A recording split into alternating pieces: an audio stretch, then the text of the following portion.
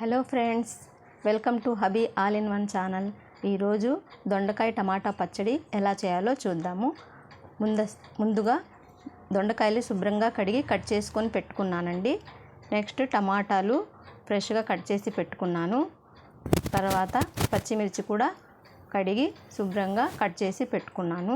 కొత్తిమీర, చింతపండు, తగినన్ని చిన్నుల్లిపాయలు, రుచికి తగ్గ ఉప్పు, జీలకర్ర, ఫ్రై చేసుకోవటానికి ఆయిల్.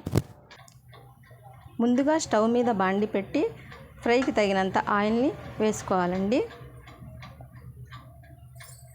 అందులోకి కట్ చేసి పెట్టుకున్న దొండకాయలు వేసి ఫ్రై చేసుకోవాలి.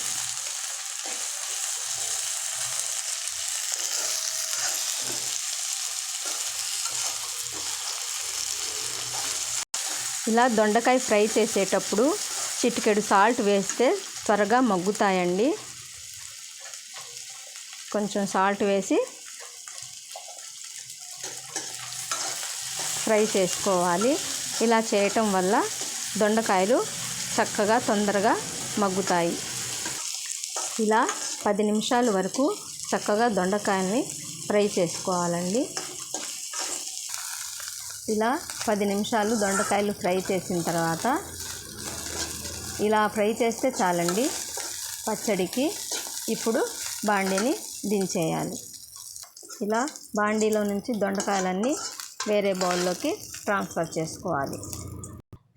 నెక్స్ట్ అదే బాండీలో ఇంకొంచెం ఆయిల్ వేసుకొని మిరపకాయలు వేసుకొని ఫ్రై చేసుకోవాలి.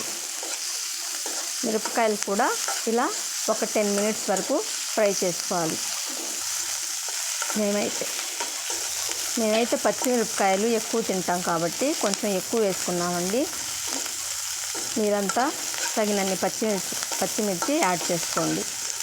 మాకైతే కొంచెం పచ్చడి కొంచెం ఘాటుగానే ఉండాలి. చాలామంది దొండకాయలు ఎక్కువ పచ్చిమిర్చి 4 వేసుకుంటారండి. ఎందుకంటే వాళ్ళు కారం తక్కువగా తింటారు కాబట్టి. మా ఇంట్లో అంతా కారం ఎక్కువగానే తింటామండి. అందుకని ఇలా వేసుకున్నాము. మీరు మట్టుకి మీకు తగినన్ని వేసుకోండి. ఇప్పుడు పచ్చిమిర్చి చక్కగా ఫ్రై అయిపోయింది. ఈ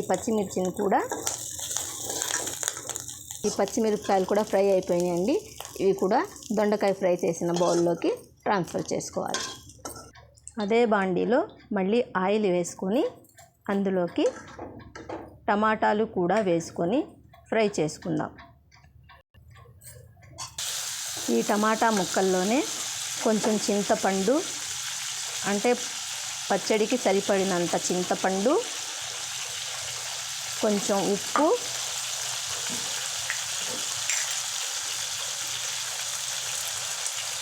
రుచికి సరిపడా ఉప్పు, కొంచెం జీలకర్ర, ఒక స్పూన్నర జీలకర్ర వేసి ఫ్రై చేసుకోవాలి.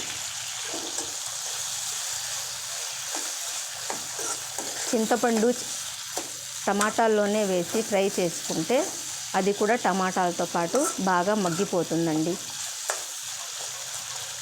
చక్కగా గుజ్జుగా చక్కగా మగ్గనివ్వాలి. చూడండి ఫ్రెండ్స్, టమాటాలు చక్కగా మగ్గిపోయినాయి. వాటర్ అసలు ఏమీ వేయలేదండి, ఓన్లీ ఆయిల్లోనే మగ్గనిచ్చాము.